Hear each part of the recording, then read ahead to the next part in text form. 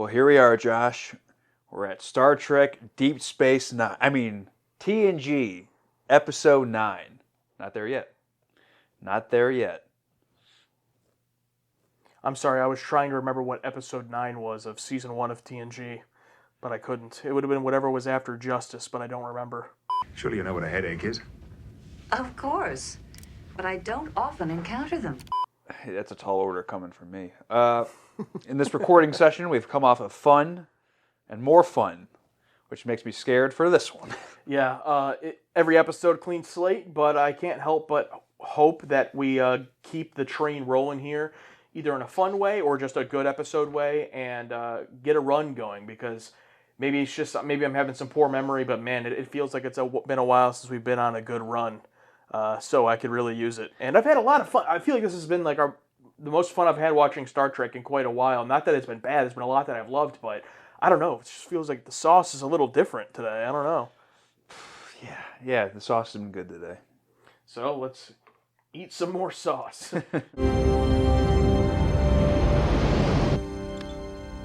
Off to a good start. Commander, is it your intention to continue to grow your beard? Okay, wait a minute. I'm not sure yet. Why, what? I was just asking. Keep it. I have always been a little suspicious of men in beards.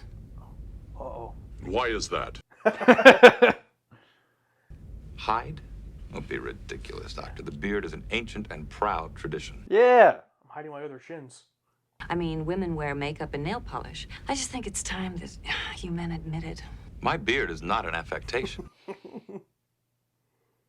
I could lose it in a minute. I've just gotten used to it. Okay, then why don't we up the stakes a little? This is how they make Geordi shave. What if you lose? What are you gonna give up? Well, I've always wanted to see you as a brunette. Oh, I did that once when I was 13. I couldn't change it back fast enough. It makes me even more curious. Oh, man. Is that Riker's biggest grin? It might be. If one of you wins, I'll become a brunette. Are we on? Tough odds, 3-1. Yeah. Yeah, we'll take that bet. So wait, what's going to happen? Worf's like, I did not agree. 200. I'm in 200. Remember, Beverly beat Riker last time. This is the captain. We have arrived at the Tyran system. All senior staff to the bridge. Next time. I'm sorry, you heard the captain. Duty calls. I guess we'll have to do this some other time. She had a really good hand.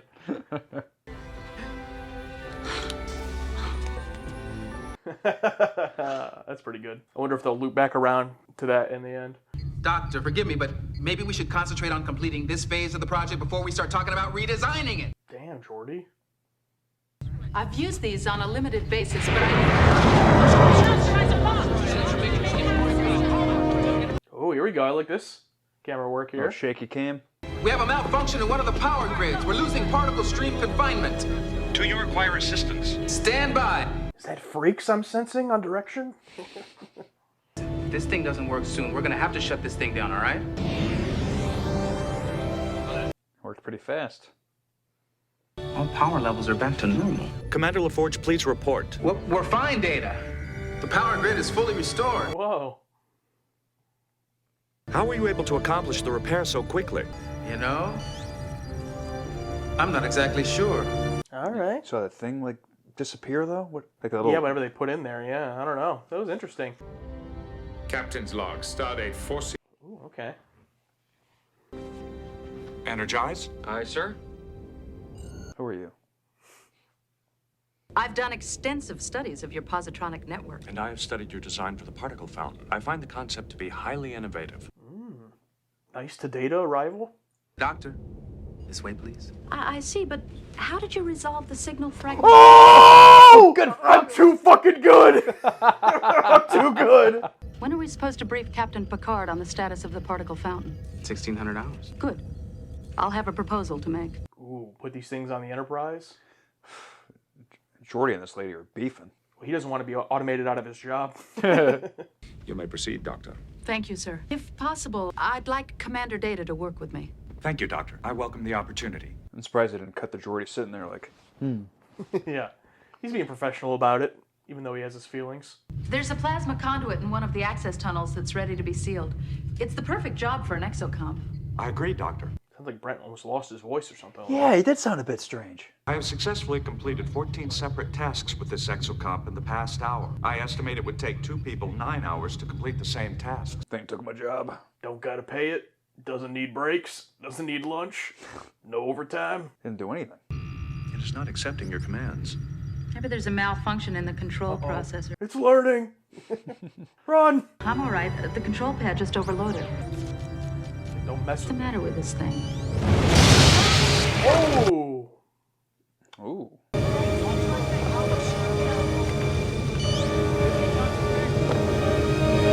Alright, shut it down. That's simple. End of episode. Once the exocomp is this badly corrupted, it's useless.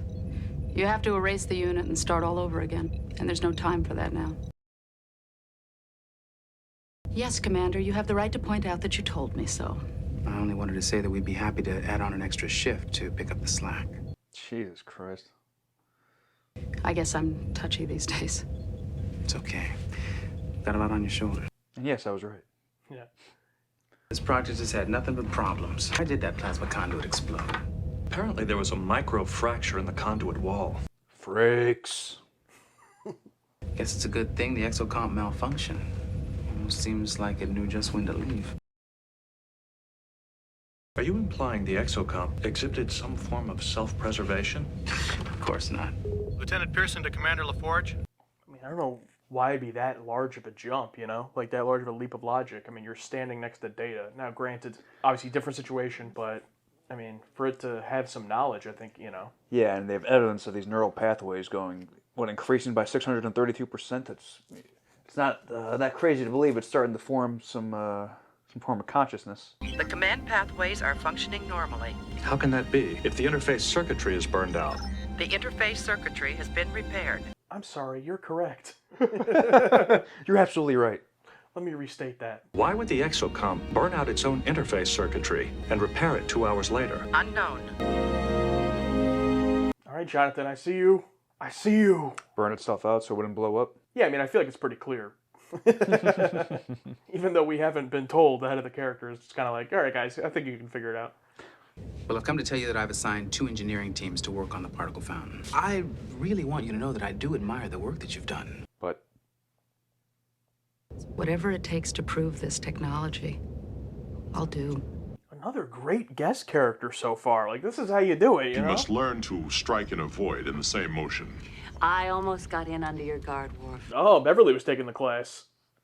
Well, I'll keep that in mind next lesson. Doctor, oh, she got slashed. I had no choice. Doctor, what is the definition of life? Oh, that's an easy one. Computer, play Star Trek TNG episode, Measure of a Man. I do not grow. I do not reproduce. Yet I am considered to be alive. But you are unique.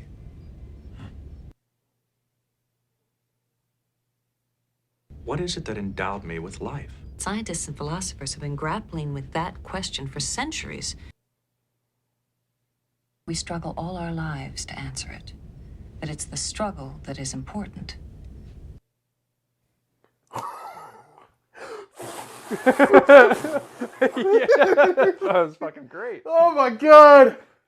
It's one of those. It's one of those. I'm gonna watch that scene every morning when it's starting my day. With the help of the exocomps, I think we will. Yeah, you think they'll toe the line? Don't worry, they know who's in charge. This isn't a laughing matter. I must ask you to stop using the exocomps. Uh-oh. Oh boy. I have reason to believe the exocomps are alive. He made his decision. Oh yeah, I knew they were alive. Why did I need to stop using them? I have summoned the senior staff in order to discuss Commander Data's theory that the exocomps are a life form. Morality debate. One time I saw an exocomp enter a reaction chamber for no apparent reason and vaporize itself. Is that supposed to make me think it was depressed and suicidal? Maybe, dude. Maybe. Yeah, working for you, yeah. And there is a big difference between data and a tool. There is a big difference between you and a virus, but both are alive. My god, dude. Oh my god. Bars. So the first task is to test Mr. Data's hypothesis. Why don't we just threaten its survival again and see what happens? like how this lady was all for Data, super nice to him, and I kind of knew like there's going to be a switch where she's going to turn into a total a-hole against him. It's so funny though, because it's like so resistant that she may have accidentally created life, like a huge accomplishment. No way. Like I'd be like, oh yeah, I did that. Very well. Proceed. Okay. Beginning test program now. 1 minute. Little do they know she broke both of its ankles. Oh, it can just fly. That's it. If this had been for real, that conduit would have exploded with the exocomp inside. Go ahead, Doc, and bring it back in.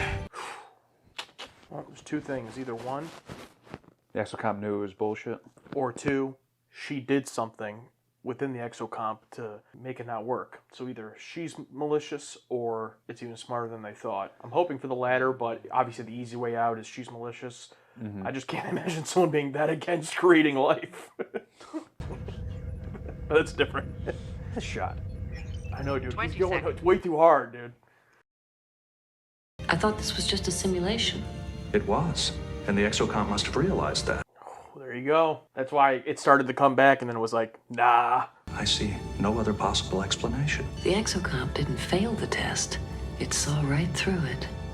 They're going to explain this to the lady. No, that's bullshit. Yeah. No. 60 seconds. I gave you 60. You're wasting your time. At Dr. Farallon's request, I have agreed to tour the station and assess the situation personally. I like this station. Yeah, the mining, just a laser down on the planet. It's pretty crazy. I hope for the sake of the project that you're right, Doctor. I understand, sir. We're going to do our best. Immediately. Red alert. Doctor, the station must be evacuated. Captain, I might... That is an order, Doctor. Now assemble all your personnel on the transporter pad, now! There you go. Riker to transporter room 2. Prepare for emergency transport. Mr. Worf. Every time. Also, even when Frakes is on camera, he told the camera operator, get a nice zoom in on me. Miss LaForge! Stand by to transport. Oh, God, Jordy. He's getting carried out by an exocomp. Yeah. Oh, Picard. Miss LaForge! Risking himself? Miss LaForge, are you all right? Yeah, I'm fine, Captain. I only caught the edge of it. He's dead.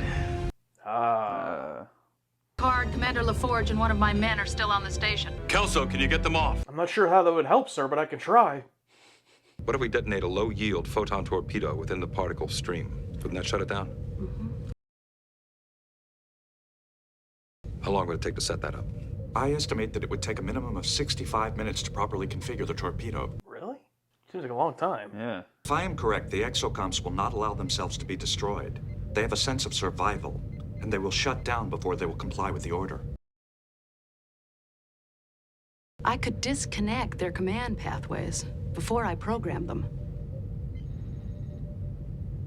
Okay, but then you're just admitting they have a survival instinct? Yeah.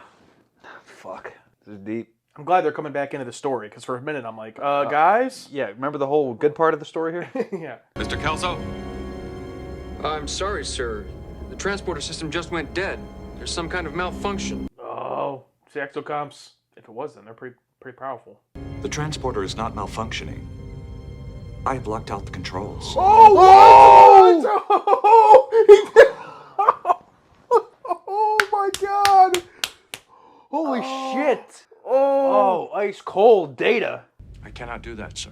If you don't do it, I will relieve you of duty. That is your prerogative, sir. If I give my life for my fellow officers, that is my choice. The exocomps no longer have a choice. What if we ask them if they are willing to proceed? That sounds reasonable, sir. I would be willing to release the transporter lockout. Fair enough. Oh my God. You could even tell Jonathan Frakes when he was having that conversation, he had to hide his smile. He knew the bars were so good. He's like, damn, this is good. He's like, I gotta hold it in. I can't laugh yet. If the exocomps do not shut down after I have programmed them, we may assume they are willing to go. Also, he's just gonna let that slide, the whole insubordination offense, court-martial level offense. I mean, that's a big deal. That is a big deal, but it's Data. Yeah, I know. What does that mean, they're willing to go or not? Well, they haven't shut down. They seem to be reprogramming the commands I have entered. Reprogramming them. It says destroy Enterprise. Although they may have an alternative solution. Something we haven't considered? I mean, yeah, they've been great problem solvers. Can you lock onto the exocomms? I'm trying, sir. Missing one. One of them had to continue disrupting the particle stream. Absorbing that much power could prevent a signal lock. It was the only way to save the other two. Yep. When my own status as a living being was in question, you fought to protect my rights. If I had not acted on their behalf, they would have been destroyed. I could not allow that to happen. Of course you couldn't. It was the most human decision you've ever made.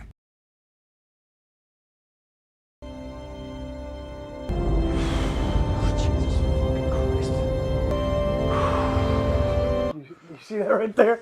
You see that? Oh. Ah! No, this is pod racing. Wait, nope. Now this is Star Trek with an S underlined because it was very good. Yeah, I was actually considering putting, not the pod racing, but just putting this is Star Trek, underline the S, so I'm glad I did not, because I ended up just putting freaks with a capital S. Holy shit, man. God, dude. This is the first time in a bit, probably since Redemption 2, where I was getting close. Dude, I was me too. And like, so many just jump out moments. I mean, the moment where Data shut down the transporter, I don't think we've had a visceral reaction like that in quite a bit. Frakes, man. I going into this episode, I had no idea it was going to be this heavy level of, oh shit, this is the kind of Star Trek we absolutely love. And what a fucking roller coaster. And like Measure of a Man Part 2, pretty much. But like Data being the forerunner of it and the fighter of it. Basically like the pay it forward of Measure of a Man. Yes, exactly, yeah. Yeah. Better way to put it. I have to look up real quick because I wanted to see. So Jonathan Frakes directed this, and I couldn't remember every episode he's directed thus far, so I just wanted to look real quick. The Offspring, Reunion, The Drumhead, Cause and Effect, and now The Quality of Life. I forgot that was the title. Quality of Life, yes. The dude don't miss. And I know he's not writing the scripts, he's not not necessarily picking the episodes, but like the dude don't miss, and I think he has surpassed Cliff Bole in terms of my favorite Star Trek TNG director, but then also just like when I see his name, I have faith in that episode, which is silly to say because like again, he doesn't write the script, he doesn't choose everything, he's just the director, which for TV doesn't mean everything. But damn, dude. And how about me guessing it? That was another visceral reaction. That was good. It's just that little shaky cam. I'm like, okay, that's a pretty bold move. And there was another good shot where it was super far away, and the lady and Geordi are up on the stairs, and then they around the corner and come over here, and then the disaster happens, and the shaking, and I'm like, okay, that's a bold choice right there. And dead on. Yeah, the reason I guessed it was because it gave me heavy cause and effect vibes with A, starts out with a poker game. Oh, yeah. And then B, the shaky cam, just like in Cause and Effect with like Beverly in her room and the different scenes where they don't know what's going on. Dr. Farallon, played by Ellen Brie, one of my favorite guest characters in a very long time. Almost like a Brahms, but like your purpose isn't just to be a female attraction for Geordi. Like Brahms had a good character too, but just like a full-on character, scientist, and creates these exocomps. I did find it hilarious how little she was willing to accept that she created life just because it was on accident. Oh no, I accidentally created life. Something that Dr. Noonien Soong and all these others have struggled with for generations, decades. I accidentally did it. Maddox. Fuck. Yeah, Maddox. It's like, how could I have done this? And yeah, it's like... And I love that it wasn't an android, it was a machine, doesn't speak, only deals in what it learns as a machine, and they give it a little bit of personification, a little bit of human-like features in the way it moves and reacts, but for the most part, a different type of machine life that we haven't seen. I loved it so much, and you brought up the Data moment. I mean, we've had times recently where we're like, oh, that's Geordi's coldest moment and stuff like that, and it was. I don't want to take anything away from anybody else. But Data has had so many of those moments that it's like, it's not easy for Data to just have his coldest moment of all time. But then I think that's it. I think that was. I've never, I've never had a visceral reaction to Data doing anything like that. This and a bold one too. Like Geordi and Picard are gonna die, and they even like amplify that and make it stronger. Cuts right into Riker laying into his ass in the meeting room. Just absolutely fantastic, wonderful, and the stakes are so high. The stakes are high in a different way. The ship's not going to blow up, but it's a different type of like life versus life type situation. You're like battling with that the morality of it, and I'm guessing some people are like they're just fucking robots. But I love this argument. I love the whole. That's a good point. That's a good point too. This is what Star Trek is, man. That's what Star Trek is to me. Yeah, and you brought up that moment with Data. What do we love the most when it gets us, right? When it flips it, because I thought I had it telegraphed. I'm thinking Data's going to say, "Oh, that's not necessary. The exocomps have already they shut down the transporter because they don't want to go over there." And I was thinking like, "Wow, that's really powerful if they can do that." But then when he's like, "I shut it down," I'm like, "Oh, it didn't even cross my mind," because we're not like military guys or anything, but we've come to know through Star Trek you do not disobey. You're the chain of command, the officer above you. Insubordination, like he says. And Data is rarely the guy to do that. If there's anyone that's going to do it, it's not Data. If there's anybody that they have the human emotion, that you think that'll make him do it. But for Data to do it, oh my God, I was like, this is insane.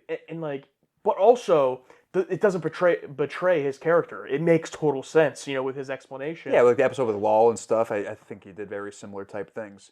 And talk about, really quick, the sidebar. I thought that this episode went in a complete 180 of what I thought it was going. I thought it was going to be a Geordi versus this lady type deal and just, things start happening on this particle beam problem. Nope, we're dealing with the morality of life. You thought it was going to be that kind of issue? Nope. And what a wonderful, I don't want to say poor Geordi, because I thought they were definitely setting up to, but a complete 180 of tone and problems. And I think once the Beverly and Data conversation happened, we're like, oh shit. That's my favorite scene. That was a good one. That's my favorite scene. I mean, we're we're talking about all these banger scenes and haven't even mentioned it, and that's my favorite one. I mean, you talk about welling up, I almost started tearing up, and it's like not even that sad of a conversation, but it's so profound. And like these two characters are the two opposites. Dr. Crusher from, almost like the Bones-esque, purely emotional, and then Data, like Spock with the logic, but and the way they were talking about it, I'm just like, this is insane. I'm like, this is why I love the show, and it's like, yeah, oh my God, I'm so glad. Like I was getting, I don't want to say nervous, but like it was like, oh man, we're running out of episodes. Well, I'm really excited to start Deep Space Nine. It'll be something new, and like not writing the show off, obviously, but being like, oh,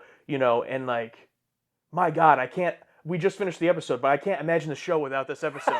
You know what I mean? It's like it's up there for me. Yeah, the show said, I got one more in me. And hopefully there's more. Yeah, hopefully there's more, yeah. But I was not expecting, because I was kind of worried. I was in that thought of, okay, we passed the Inner Lights, we passed Iborg, because people praised season 4 and 5. I'm like, okay, is this like the rundown seasons now? Is this not the opposite, but the same way it was coming in with 1 and 2? Is it going to be the same going down? Which is fair of most shows. Like it's fair to feel that way because a lot of shows have that routine. Yeah, but no, no, they so proved me far, wrong. no, Yeah, you got to remember it's a blank slate every single time. I was nervous going into this one. I'm like, we just came off 2 very fun episodes, and then I'm like, well, hopefully it's something. It turns out to be Measure of a Man level-esque. Dealing with life's problems, and I absolutely love it. Yeah, one thing I'll say in the comparison of Measure of a Man is I really enjoyed when we watched the extended edition version of Measure of a Man, but this episode, though, I don't think it would benefit from an extended version. It's so tight. Like, the script, the pacing, everything is so tight that, like, I don't want to get rid of anything, but it just feels perfect as it is, you know what I mean? Like, could there be some deleted scenes I'd be interested in? Sure, if they exist, but the Measure of a Man, I felt like, and there's certain episodes where you can feel like, oh, this seems bigger than 45 minutes. Mm-hmm. That's not a knock against this one. I just feel like this is a perfect 45-minute TV episode. Oh yeah, it was packed and compressed and formatted perfectly. They used every minute of that 45 minutes to the exact amount it should have, and it ended with that wonderful scene with Picard telling Data, it's the most human thing he could have done, which is the best thing he could have told Data, and it just, I felt it coming. If I had a little liquid motivation, it definitely would have been flowing, but. And it's just like I've talked about before, with some episodes where it doesn't, like everything has to be perfect, and sometimes one thing is off, and it could have been. But no, this was one of those rare times where to me it was like, this was it. This was the perfect one, which is such an accomplishment coming off of in this recording session here today. These 3 episodes we've watched, I've loved every single one of them. Like all in completely different ways. I mean, this obviously this isn't like, oh, it's just a silly fun episode. It's like much more serious, but damn, so good. Yeah, in terms of showing someone a Star Trek episode to show them what Star Trek is, this could be one of them. Yeah, or even a back-to-back Measure of a Man followed by this. Yeah, that'd be a good 2-parter, yeah. I do have to admit, because with this one though too, our context of Data really does help. Like this being in the 6th season, it's like, so you can just feel Data outgrowing, like himself as an android, but he doesn't have emotions. But it's like you can just feel him. It's like, yeah, and I'm glad they didn't do too hammy with Faraway. Is that her name? Yeah. I thought for sure after like Data's like, oh no, the robots figured out the test. They disabled it. No, that didn't happen. He had 60 seconds. Send him over there. It's like because I thought like. Because in the beginning, she was super nice coming off the transporter. And in my mind, I'm like, okay, just like Silicon Avatar or whatever. Comes off nice off the transporter. There's going to be a flip. And there was, but it wasn't that ridiculous. But it is funny that she was so upset about creating life. Yeah. And she did come around because she was like, oh, why do we have to wait 48 hours? Let's push this new stuff out now. And at the end, it's like, it should be ready in a year or so. It's like, good. Yeah, Farallon is the name. Farallon. Dr. Farallon. I'm going to try to remember that. And wasn't as on the nose as, you didn't call him it.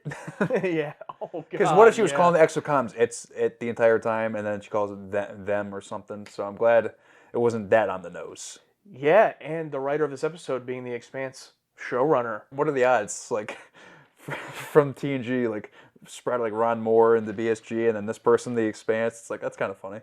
Oh, yeah, it's incredible. And last thing I'll say before we jump into the takes, I mentioned DS9 already. Still really excited to watch it. We're going to watch it very soon. Only 2 episodes left before we jump in. But, like, I was, again, not discounting TNG, but being like, okay, we're getting to the end of TNG's run. I'm excited to start something new. I'm still excited. But an episode like this, it's like, man, I love TOS, but, like, I don't know if I'll, like, love a group of characters as much of this ever again in my life, in any show. Like, what a high bar. I love every single one of these characters. I think the last 2 episodes has really shown that with, the Worf and Troy centered, and now this one with essentially everyone else. And I'm sure I will. I'm sure I'll get those emotional attachments, to whoever those people are. Yeah. But just like I do in TOS, but if there's one thing I can give TNG over TOS where I know for a fact, like, this is what I love about TNG, it's this crew. It's just like I love every single one of them. It's insane. Yeah, and I'm so glad we've been a lot of the time to spend with them. And that's the biggest detriment to TOS is I wish we had those 7 seasons. I wish I had that more time, and I wish they just took more chances that the TNG episodes have taken, where like they've had more time to flesh out all these smaller characters. That's the only detriment to TOS. The only thing, and it's like if I can go back in time. Yeah. That's what I would do. I wouldn't kill Hitler. I wouldn't. Oh, yeah. Well, you'd kill a few people, you said. I'd kill a few people, yes. And then you'd go back. And then I would go back and talk to whoever. Go to the future, steal a bunch of money, go to the past. You gotta go. I think it was NBC. I think they canceled them. You gotta. Oh. And I don't know if I manifested it, even though because the comments existed before I opened it up. But yeah, doesn't seem like a lot of people like this. Well, let me rephrase that. It seems like there are a number of people who don't like this one. And even for those who do like this one, I have yet to see too many that are anywhere near as enthusiastic as we are about it. That's crazy. I will read one here. This is one I found that really likes it. This is from Com Mix. Great episode. Elaborating more the concept of Measure of a Man, not at all looking like Data, but still having the life in it. Data now standing up for them when no one else would. The discussion with Riker when he is convinced to ask them to willfully do the dangerous job was very good. IMO, A for me. So even they're not an S or over enthusiastic. This is like top 5 of the series for me, and it might be higher than that. I just haven't thought about it. But God damn. I mean, this. I mean, do you feel the same or like? I don't want to pressure you into it. Yeah, it's a really loaded question. I have to look over some things, but yeah, it's definitely up there, and it kind of also sidebar, brings up how these robots don't look like humans, and kind of like circles back to that was one of Maddox's arguments. Like you only give personification to Data because he looks like a person, But if it was just like something like an exocom, you wouldn't. And then Data used it, was able to disprove that in this episode. So that's kind of neat. Yeah, 100%. I mean, Setsuna Yuki says exocomps are such an interesting addition to Star Trek. I 100% agree. Oh yeah, you can just form whatever like it has a replicator of its own on itself. They can just form whatever it wants to fix whatever problem, and they're so ahead of like organic life and what they think the problem is. They just like were able to go immediately past it. That's kind of neat. And I was going to say it during the before we got into things started going crazy and I got into the plot, but when we were still early on, I was thinking, I'm like, this feels like a world expanding type thing. Like if these exocomps continue to exist, like this is something that's like could change, the future of this universe. And that's something I've been wanting to see is things introduced that's not just between shows or between seasons, something that we actually get to see change the future of the show. So hopefully they at some point get introduced again. But I mean, if not, it doesn't take away from this episode. But I did feel that. Yeah, and they made new technology that didn't end up being a problem that they that they had to destroy. Yeah, they had to destroy. Yeah. It's something that might become useful, and they just put it on the shelf for a bit. You didn't even talk about Worf and Crusher and the Batleth. Oh yeah, another cool scene. I mean, obviously on the list of great scenes in here, it's not, but it's a good one. Yeah, it was a fun one. Sixto said, "I just have to say, Gates McFadden in this episode is just amazing. This is one of those Star Trek episodes that are so Star Trek, in my opinion." Thank you, Sixto. Yes, I agree. Sixto. And agree about Gates McFadden as well. Obviously, that's my favorite scene with her and Data, but overall, yes. All right, we got to start reading some of these. I don't like it. Yeah, I was seeing if there's any good ones. Okay, let's go to. It's gonna be mostly defectors here, I guess. Well, I think we're the defectors in this scenario. We're the defectors. Perhaps we're the monsters. Evil dies tonight. Ron Hubbard Jr. says, "Good plot, but boring as hell." See, come on, guys, boring as hell. I don't even understand that, because if it was from like a I don't care about characters talking to each other about stuff thing, but then this episode isn't even that, because you get the whole plot. Like the thing I was afraid of is when that plot started to happen with the particle fountain, really cool name. Yeah. And I was like, oh, don't go away from the exocomps. But then it didn't. It all wrapped around perfectly. But even then, it's like, okay, well then how can you even be bored? I guess you could say, oh, I'm not bought in at all. Which, okay, I guess if you're just not bought in, you're not bought in. But I was going to say the same thing. You're not bought in, you're not bought in. But screw the detractors. Greg Quinn says, "I like this one." Me too, Greg. Me too. Okay, yeah, we got to start diving into these, because I feel like we're here like vaguely talking about how they don't like it. I got to get these out. So, Luton Arsbar. I was going to read that. Yeah. Yeah. Data locking out the control seems unnecessary and forced. It really holds this episode back. Disagree 100%. Makes perfect sense for his character. It's also explained. It's not even like you have to know his character and just like, oh, well, if you know Data, it's like, no, he literally explains in the episode to Riker and then to Picard why he's doing these actions, and it makes perfect sense. I would be open to listening to an argument of why what Data's saying doesn't make sense for his character. They didn't put that, I don't think. Everything falls in line with what Data's done in the past. We've seen how protective of life he was before when he had Law and all that. Yeah. I think everything he's done makes sense. And we've seen him like take these measures before, like strong measures, like against orders, to do things like this. Yeah, is it a shocking moment? Yeah, that's fucking good TV.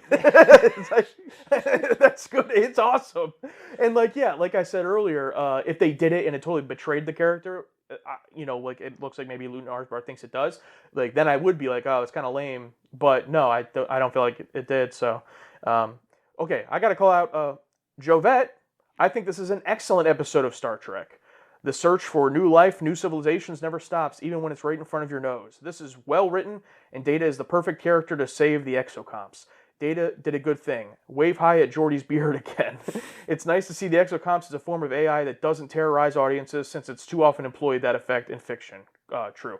Then they say B grade. God damn it, Jovette. Interesting. Yeah, that's in the first half, not going to lie. Yeah, no, I agree with all of that. Colomini says, a premise that I'm sure looked great on paper, but I can't feel any sympathy or anything for the exocomps.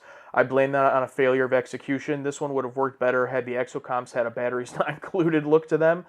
But the design here just doesn't work. I'm not familiar with what that look is. So we have to care about the exocomps, and it's hard to care about a floating toolbox. C for can't believe I'm siding with Maddox. Yeah, I mean, that was the whole thing. Like, that was Maddox's whole thing. It's like because it looks like a person, but it doesn't matter if it looks like a person or not. Yeah. Because it's a life form. Just because it doesn't look like you, can look like whatever. And that's like the whole point that Data's trying to argue here. And I think he argued that point greatly. The episode is basically proving Maddox's best argument wrong. Yes. That's what it is. Data wrote this whole episode just to get another dig at Maddox. Yeah, and you nailed it 100%. Do I care about the exocomps, like I would a cute puppy or a baby? Not in that same instinctual way, but that's not what it's about. It's about the philosophy and the moral of, if this is a life, which Data believes it is, you have to protect it. And then on a level above that, the saving those versus saving Picard and Geordi. Now that argument I'm a little bit more open to, of like, oh, he's gonna risk, like, they might be life, but you're willing to risk that for Picard and Geordi. That argument I'm a little bit more, that makes sense. But again, Data explains it to Riker why, and then offers to do it himself.